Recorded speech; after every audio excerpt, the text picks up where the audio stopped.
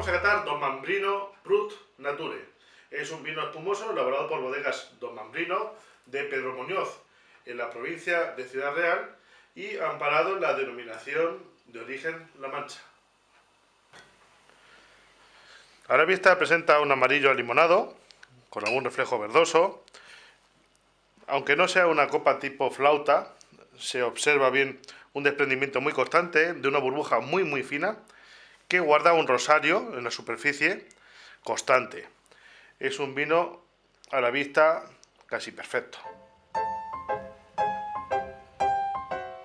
Aroma de intensidad media alta, con recuerdos claros a fruta blanca, manzana verde, algún recuerdo de levaduras,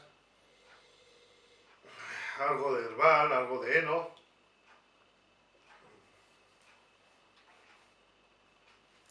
Pasa a boca muy vivo, un carbónico muy alegre pero bien integrado, una acidez correcta, rico, con mucha longevidad. Yo apostaría que bien conservado, por favor, siempre de pie, en la nevera, en ausencia total de luz y evitando que toque el vino el corcho, otro par de años perfectamente.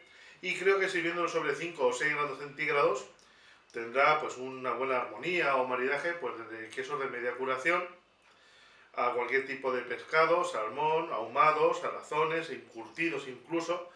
Y servidor apostaría por un arroz con perdiz patirroja de los Montes de Toledo, por ejemplo. En cualquier caso, disfrútese por favor siempre de buen humor, en buena compañía y exija un buen servicio. Salud y mucha mancha.